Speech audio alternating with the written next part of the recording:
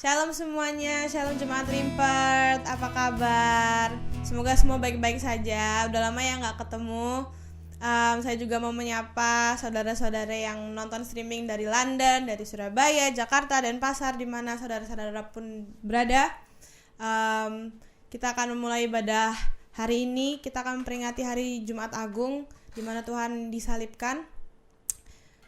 Saudara-saudara sudah siap? Mari kita mulai berdoa. Terima kasih Bapa, terima kasih Tuhan Yesus, terima kasih Roh Kudus yang sudah kumpulkan kami sekali lagi di tempat ini Tuhan.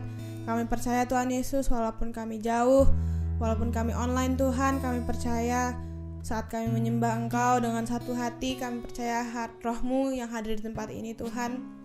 Terima kasih Bapa, saat kami menyembah dan memuji-Mu, Engkau disenangkan, Engkau akan melawat kami semua Tuhan Yesus. Terima kasih Bapa, kami serahkan ibadah pada pagi hari ini dari awal, pertengahan hingga akhir Tuhan. Di dalam nama-Mu kami sudah berdoa, haleluya, amin. Oh, thank you Jesus, thank you Jesus.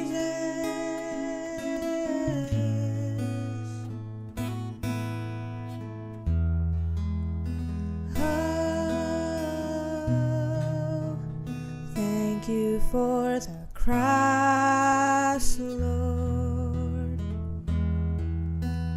Thank you for the price you paid, bearing all my sin and shame.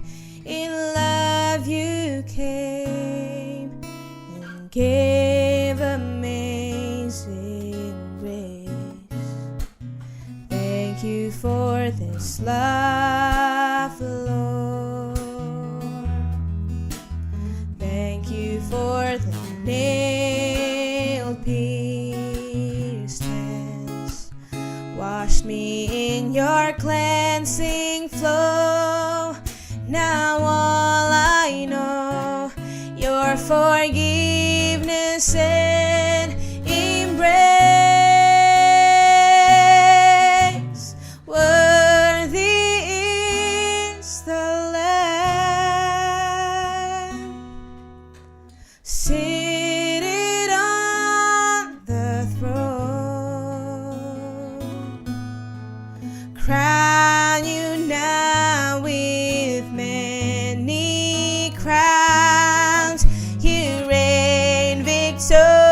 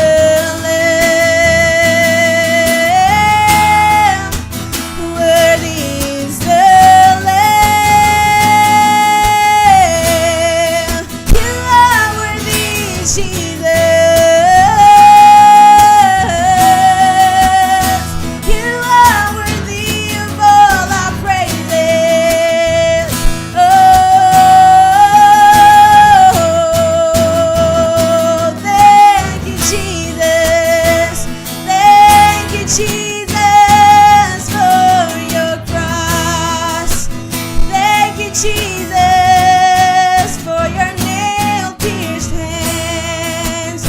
Oh,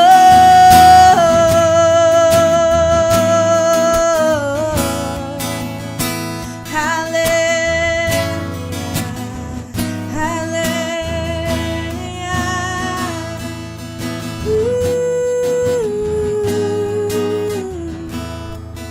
Karena salibmu ku hidup, karena salibmu ku menang. Engkau yang berkuasa, sanggup untuk melakukan mujizatmu. Karena salibmu, karena salibmu ku hidup, karena salibmu ku menang. Engkau yang berkuasa, sanggup untuk melakukan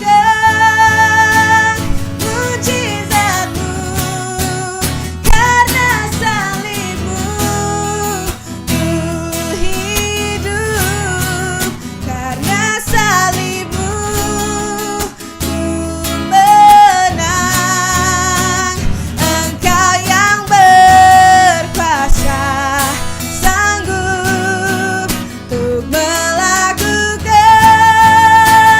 mujizatmu. Sekali lagi kita katakan, karena salibmu ku hidup, karena salibmu ku menang.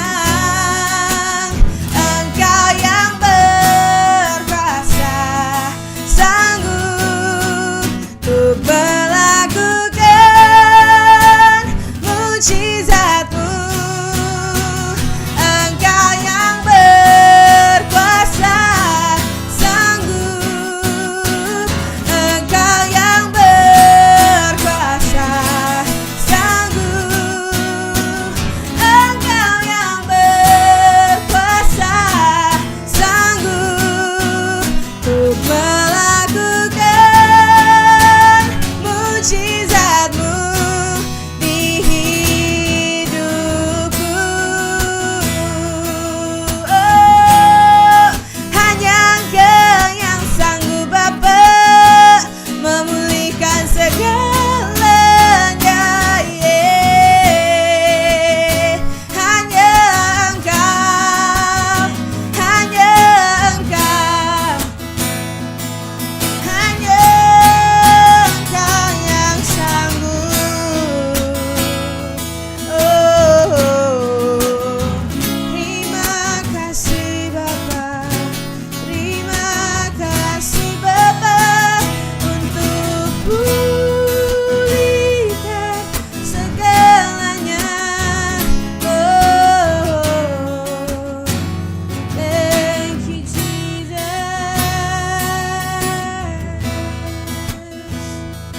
Haleluya, terima kasih Bapa. Shalom saudara, puji Tuhan hari ini kita bisa jumpa lagi di udara. Dan dalam rangka hari ini kita akan mendekati Paskah, satu perayaan yang boleh dibilang menurut saya adalah yang jauh lebih besar daripada Natal. Nah hari ini saya ingin membagikan satu renungan mengenai hari sebelum Paskah, yaitu pada peristiwa mengenai Jumat Agung. Dan lebih tepatnya cerita yang akan saya ambil adalah mengenai perjamuan malam terakhir.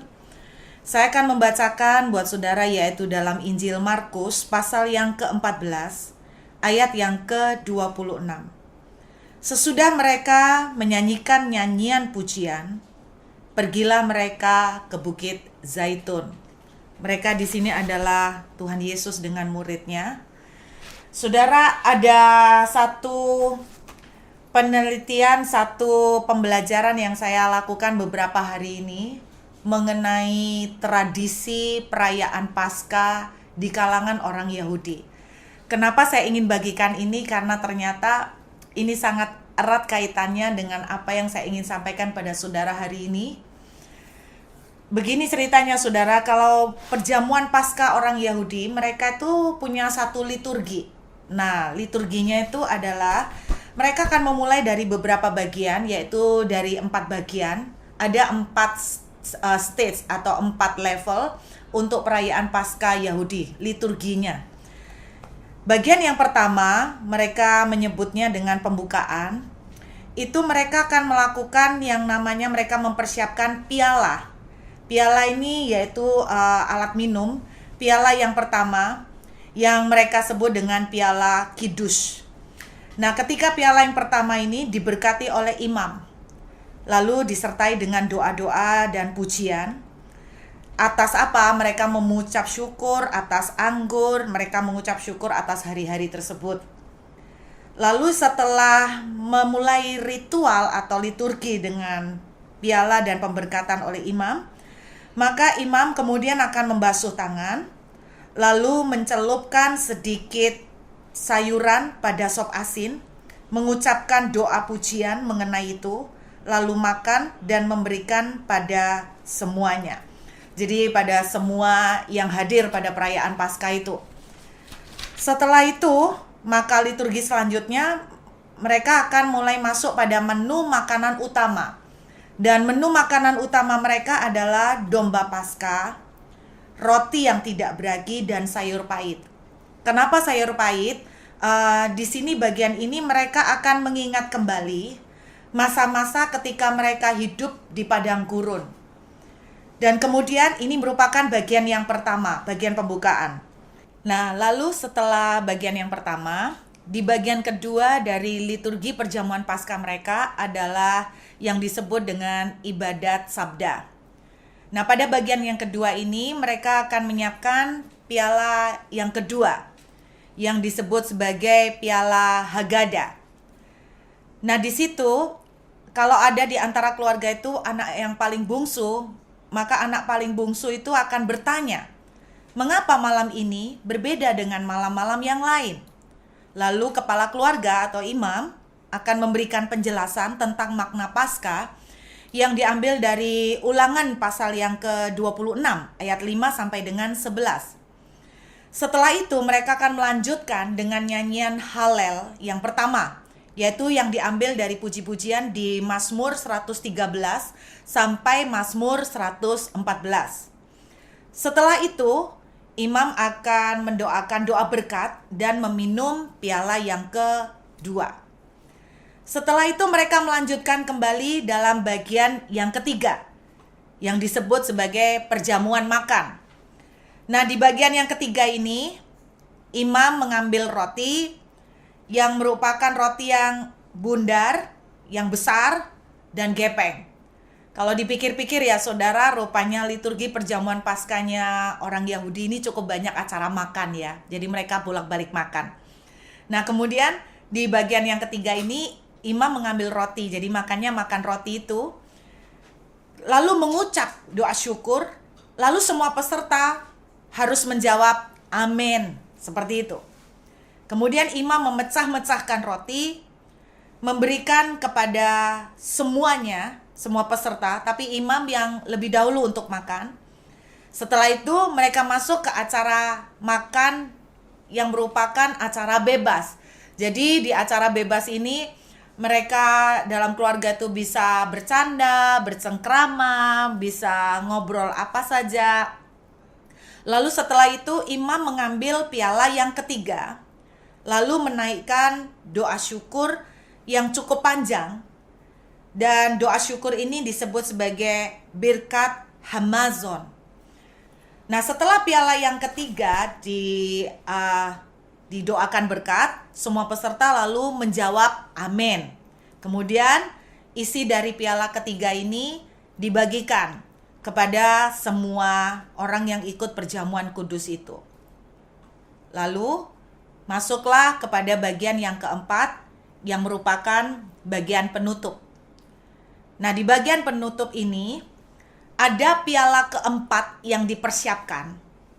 Piala yang keempat ini disebut sebagai piala Halel. Sangat lucu ya. Justru piala keempat ini isinya yang paling gak enak, saudara. Karena piala keempat ini isinya anggur asam. Tapi justru pakai nama piala Halel. Padahal Halel tuh artinya puji-pujian. Nah, kemudian setelah menyiapkan piala yang keempat, piala Halel ini, maka mereka akan menyanyikan nyanyian puji-pujian yang diambil dari Mazmur 115 sampai Mazmur 118. Lalu setelah itu, imam akan meminum piala yang keempat ini, yang berisi anggur asam. Dan ini tidak dibagikan kepada semua peserta. Jadi itu liturgi dari orang Yahudi ketika mereka merayakan Paskah. Kemudian disiapkan, lalu mereka menyanyikan nyanyian puji-pujian. Mazmur 115 sampai Mazmur 118 itu yang mereka nyanyikan.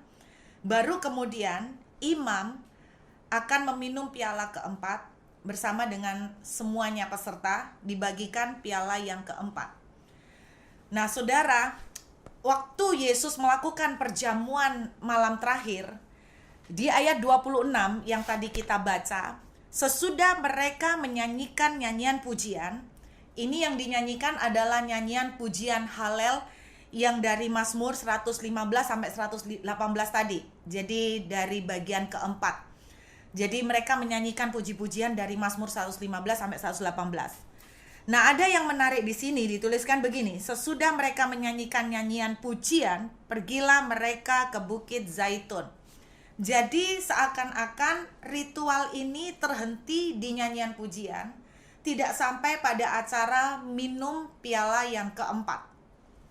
Nah, mungkin pada saat itu Yesus dengan murid-muridnya juga sudah menyiapkan piala yang keempat untuk diminum semuanya bersama.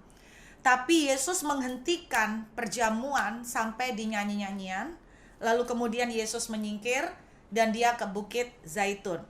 Nah, saya percaya saudara sudah mengerti apa yang terjadi di Bukit Zaitun. Kemudian kita membaca kisah tentang Taman Getsemani. Di situ Yesus berdoa, sampai Alkitab menuliskan seperti berpeluh dengan darah. Karena Yesus mengalami satu pergumulan yang sangat dalam, satu konflik batin yang sangat berat. Kenapa? Di situ Yesus katakan begini, "Ya Bapa, jikalau mungkin, cawan ini berlalu daripadaku. Tapi bukan kehendakku, melainkan kehendak-Mu." Yang dimaksud oleh Yesus, kenapa? Bukan kehendakku, biarlah cawan ini boleh berlalu daripadaku. Karena Yesus harus meminum cawan. Cawan apa, saudara? Kalau kita lihat dari liturginya, ritualnya, yaitu cawan piala yang keempat tadi, yang isinya anggur asam. Nah, Yesus bergumul di sana, kan kita tahu artinya bahwa cawan itu adalah semua akibat dosa yang dia harus pikul, semua kutuk yang harus dia selesaikan untuk menebus dosa saudara dan saya. Dan Yesus mengalami pergumulan, konflik, goncangan yang sangat besar pada waktu itu di Taman Getsemani. Yang dipergumulkan Yesus adalah piala keempat ini, cawan yang berisi anggur asam. Dan saudara, saya percaya yang ditakutkan Tuhan itu bukan karena dia takut disalibnya, tapi yang saya percaya Tuhan Yesus pada waktu itu mengalami ketakutan itu karena dia takut ditinggal oleh Bapaknya. Nah, jadi itu yang membuat Yesus sampai bergumul, sampai berkeringat seperti darah. Kemudian dilanjutkan, kita tahu ceritanya, setelah itu Yesus ditangkap, kemudian disiksa, disesah, sampai kepada proses penyaliban. Nah, saya mau ajak saudara lihat lompat di Markus pasal 14, ayat yang ke-36. Katanya, "Ya Aba, ya Bapa, tidak ada yang mustahil bagimu. Ambillah cawan ini daripadaku, tetapi janganlah apa yang aku kendaki, melainkan apa yang kau kendaki." Ini saudara, cawan keempat. Cawan yang berisi anggur asam. Saudara tahu apa yang terjadi? Akhirnya Yesus meminum cawan itu. Kapan, saudara? Di dalam Injil Markus pasal yang ke-15, ayat yang ke-36. Injil Markus pasal 15, ayat yang ke-36. Dituliskan begini ya, "Maka datanglah seorang dengan bunga karang, mencelupkannya ke dalam anggur asam, lalu mencucukkannya pada sebatang buluh dan memberi Yesus minum, serta berkata, "Baiklah, kita tunggu dan melihat apakah Elia datang untuk menurunkan dia." Pada akhirnya Yesus meminum cawan yang berisi anggur asam. Kapan? Ketika dia ada di atas kayu salib, saudara. Dia dicucukkan dengan anggur asam. Saudara tahu apa yang artinya ini? Artinya begini. Ketika Yesus ajak murid-muridnya perjamuan malam terakhir, dia berhenti sampai piala yang keempat. Seharusnya dalam ritual Paskah, piala keempat yang cawan yang isinya anggur asam harus diminum semuanya. Tapi Yesus menghentikan sampai ke sana. Lalu Yesus berdoa, menangis, bergumul, dan Yesus akhirnya yang mengambil cawan berisi anggur asam. Saudara tahu artinya? Yesus mengizinkan bagian yang paling tidak enak, bagian yang paling berat, dia mau ambil, dan saudara, supaya saudara dan saya nggak perlu minum piala anggur asam. Beberapa orang menyebutnya ini sebagai piala murka Allah. Yesus mengambil bagian yang tidak enak, supaya saudara dan saya nggak perlu melewatinya. Hari ini, ketika kita merayakan Paskah, sebenarnya berita Paskah adalah satu berita besar. Berita apa, saudara? Berita betapa cintanya Tuhan buat saudara dan saya. Saya tahu pada kondisi-kondisi seperti ini, sangat mudah buat kita merasakan bahwa Tuhan tidak cinta. Sangat mudah buat kita merasakan bahwa Tuhan tidak sayang sama saya. Dengan banyak pergumulan, baik itu menyangkut berdampak ke pekerjaan, ke penghasilan saudara dan saya. Saudara, sangat gampang orang mulai berpikir bahwa Tuhan tidak cinta dengan kita. Izinkan saya share satu pengalaman. Saya pernah merasakan, orang paling merasakan Tuhan itu tidak cinta pasti kebanyakan ketika mereka ngalamin masalah. Kalau tidak keuangan, sakit, itu adalah momen yang paling gampang kita cari seseorang untuk disalahkan. Dan yang paling gampang disalahkan adalah Tuhan. Saya beberapa tahun yang lalu pernah mengalami murtad ketika kondisi keluarga, ekonomi kami betul-betul sangat terpuruk. Saya sudah pelayanan dan saya merasa Tuhan itu jahat. Kenapa? Karena saya merasa, kenapa Tuhan saya sudah pelayanan tapi hidup saya begitu susah. Dan disitulah saya mulai merasa Tuhan tidak cinta. Saya tidak mau sentuh Alkitab, saya nggak mau lagi ke gereja. Pemahaman saya, kalau kita pelayanan harusnya ya Tuhan berkatin dong. Tapi kenapa saya pelayanan banyak ke gereja malah kok hidup makin susah. Disitulah paling gampang kita akan pasti menyalahkan Tuhan. Dan saya meninggalkan Tuhan selama 6 bulan.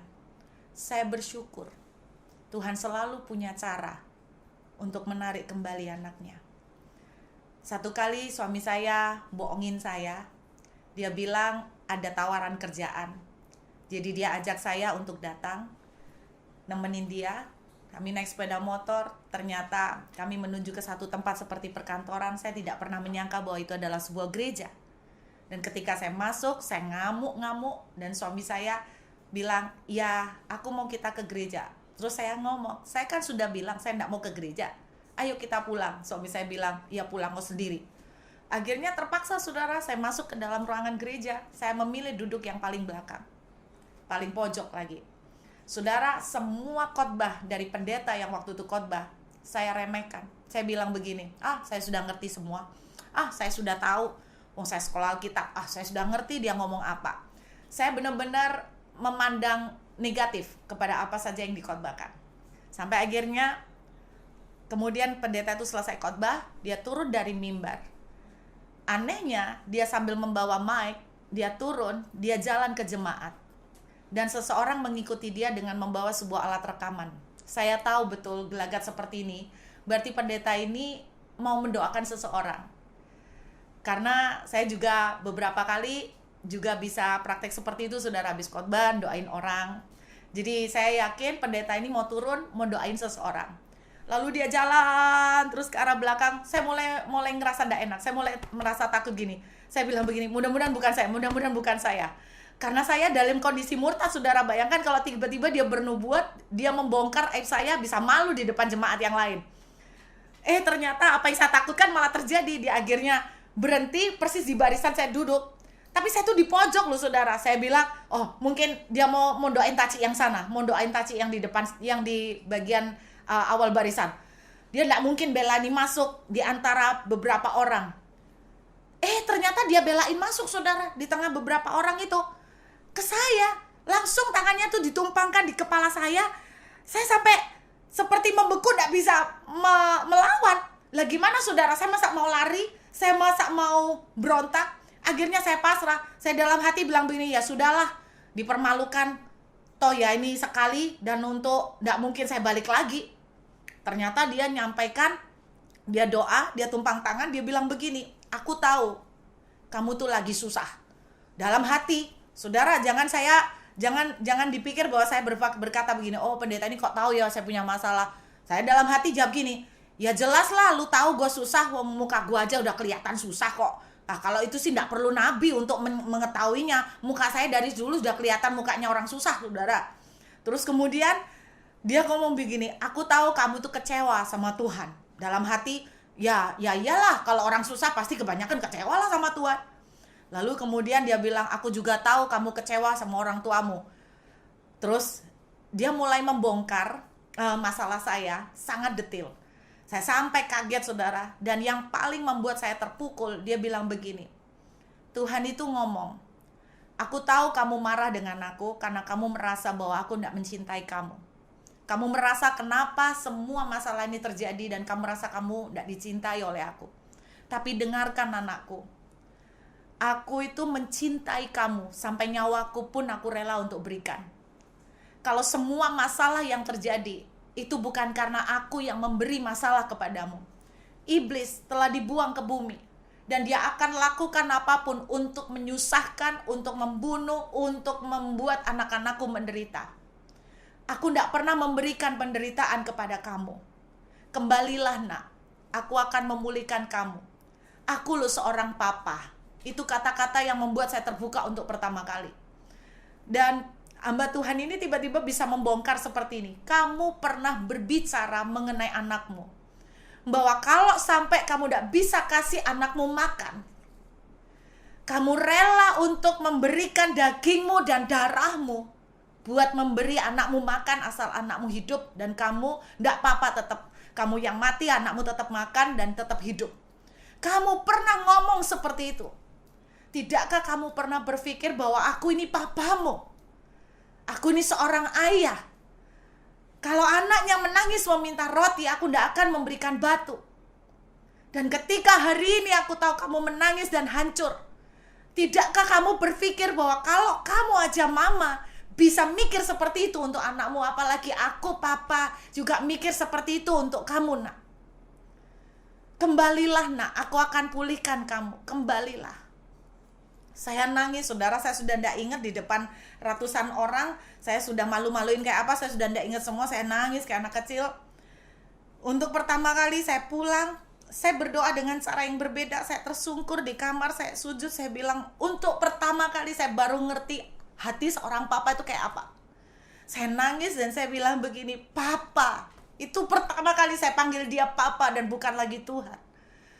Papa, kalau Ruth sampai hancur hati lihat anak-anak tidak bisa minum susu dan Ruth rela untuk kasih darahku untuk mereka, dan aku percaya hari ini kami susah, engkau tidak akan tinggal diam, engkau akan rela untuk tolong kami. Sejak itu cara doa saya udah berubah, saudara, lebih dengan punya iman. Tidak lama setelah itu, tidak butuh waktu lama, saudara, 1 bulan. 1 bulan kemudian Tuhan membuat mujizat. Tiba-tiba ada orang undang saya khotbah. Tiba-tiba Tuhan pakai mujizat.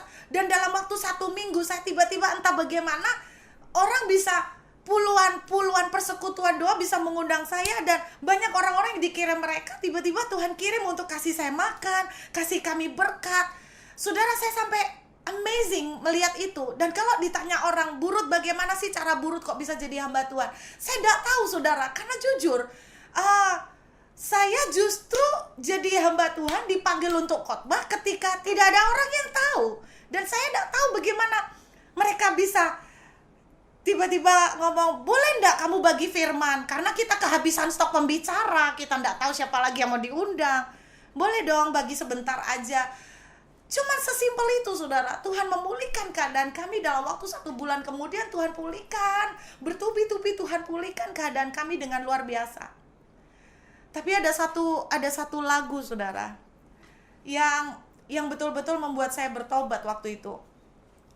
Ada satu ayat juga yang Tuhan ingatkan dalam kitab Yesaya pasal 49. Saudara, Yesaya 49 ini bilang begini, adakah seorang ibu bisa meninggalkan bayinya?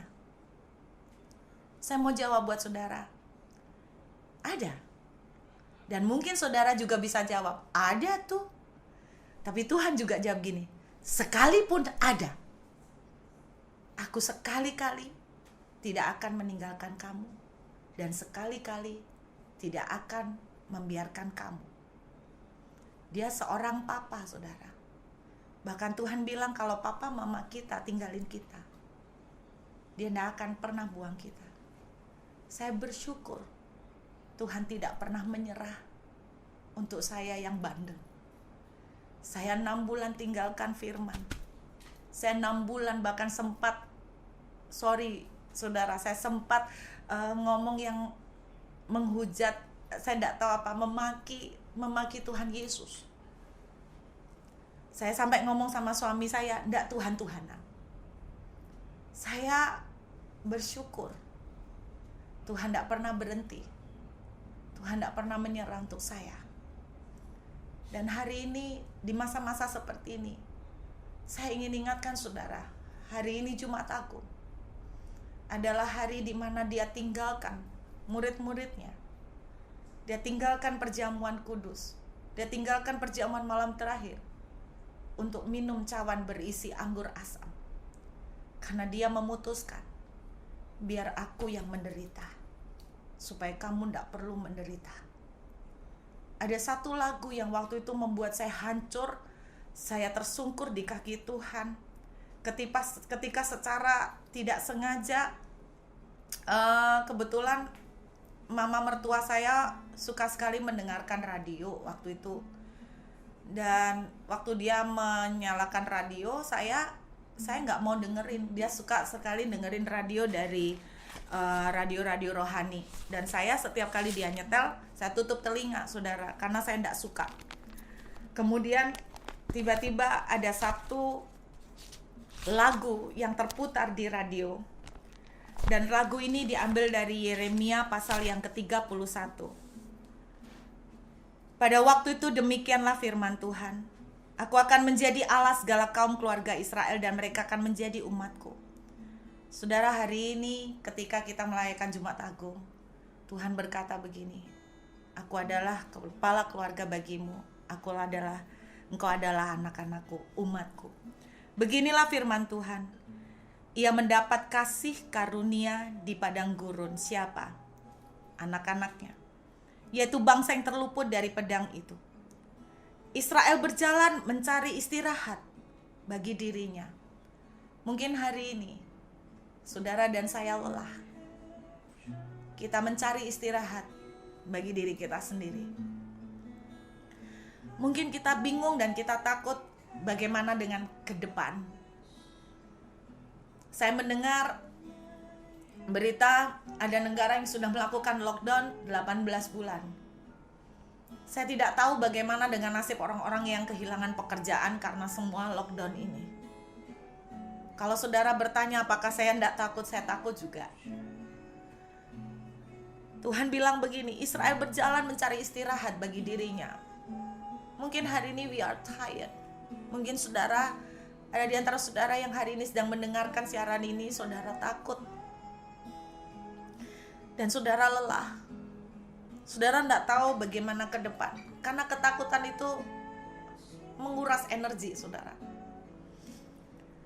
Ayat 3, Tuhan berkata begini, dari jauh Tuhan menampakkan diri kepada saudara dan saya yang lelah, yang mencari pertolongan. Dan Tuhan katakan begini, baru dari jauh saudara, tidak perlu sampai dekat, Tuhan sudah ngomong begini, aku mengasihi engkau dengan kasih yang kekal. Sebab itu aku melanjutkan kasih setiaku kepadamu. I've loved you with an everlasting love. Tidak peduli engkau kayak apa, aku mencintai kamu. Aku mengasihi kamu, bahkan ketika engkau masih berdosa. Engkau masih belum mengenal namaku. Tuhan janji aku akan membangun kau kembali, sehingga engkau akan dibangun. Pada waktu tiba-tiba muncul lagu ini di radio yang diputar oleh mama mertua saya hancur hati. Lagu ini berkata, I have loved you with an everlasting love. Tuhan bilang, anakku, I love you. I love you. Dan hari ini, berita Jumat Agung, Jesus love you. Tidak peduli apa keadaan yang sedang kau alami hari ini. Saudara, Tuhan tidak pernah kasih kita penderitaan. Iblis dan kadang-kadang kesalahan kita sendiri yang membuat kita hancur dalam berbagai penderitaan. Tapi Dia seorang Papa. Kalau anaknya menangis meminta roti, Dia tidak mungkin kasih batu. Hari ini engkau mungkin menangis meminta roti, Tuhan tidak akan kasih batu. Saudara, Tuhan itu mengambil satu keputusan yang gila.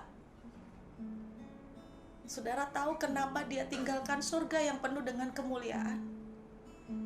Sudah enak-enak di surga, ngapain harus turun, disalipin lagi?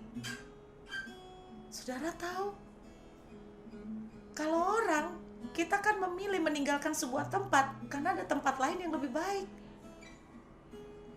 Tapi Tuhan meninggalkan tempat yang luar biasa, tempat yang sangat enak Dia tinggalkan. Kenapa? Dia tinggalkan surga jauh-jauh ke sini. Karena saudara dan saya adalah surganya.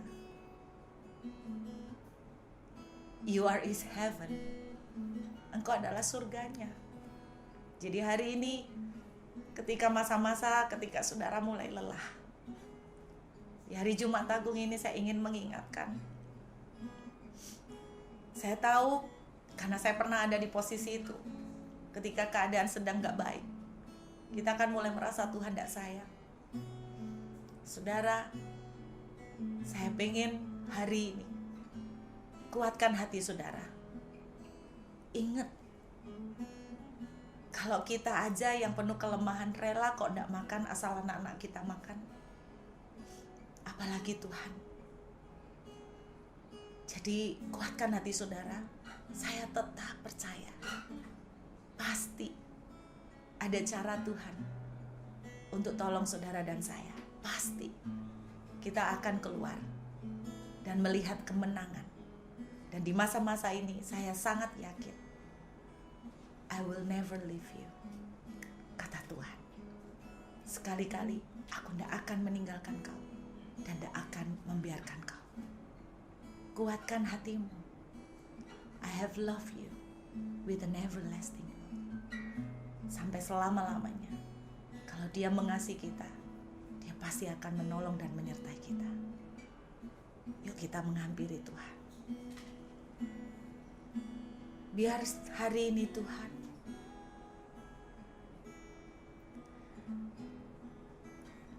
kami boleh mengingat kembali bahwa Engkau meninggalkan perjamuan malam terakhir. Dan Engkau tidak mengizinkan untuk murid-murid-Mu yang meminum cawan itu. Tapi Engkau yang ambil sendiri cawan itu bagimu. Engkau mengambil bagian yang tidak enak. Supaya kami semua punya akses untuk melihat kemenangan. Mungkin kami tidak mengerti kenapa semua ini terjadi, tapi biar hari ini kami diingatkan lagi, Tuhan cinta dengan kami. Tidak mungkin Tuhan tidak akan menyertai kami. Tuhan pasti menyertai kami. Dan Tuhan pasti akan tolong kami dan tuntun kami. Karena firman-Mu berkata, kalau anakmu menangis meminta roti, kau akan kasih. Tuhan, tidak mungkin dikasih batu. Kalau anakmu menangis meminta ikan, kau tidak akan kasih ular. Karena itu Tuhan, biar hari ini di saat Jumat Agung kami boleh merenungkan, you live your heaven because you found us your heaven now. Kau meninggalkan surgamu karena engkau mau menemukan kami adalah surgamu. Thank you Father. Terima kasih buat cintamu. Biar hari-hari ini, inilah yang menjadi kekuatan kami. Bahwa sekalipun penyakit, wabah, tidak ada yang bisa memisahkan kami dari kasih Tuhan. Terima kasih Bapa. Kekuatan-Mu mengalir buat semua teman-teman yang sedang mendengarkan ini. Damai sejahtera-Mu, sukacita-Mu boleh tetap menopang kami. Karena kami tahu, kami akan belajar menjalani ini, dan kami tidak sendirian. Karena kami tahu, you never leave us, Lord. You love us with everlasting love. Terima kasih Bapa. Hanya di dalam satu nama kami bersyukur dan berdoa. Haleluya. Amin.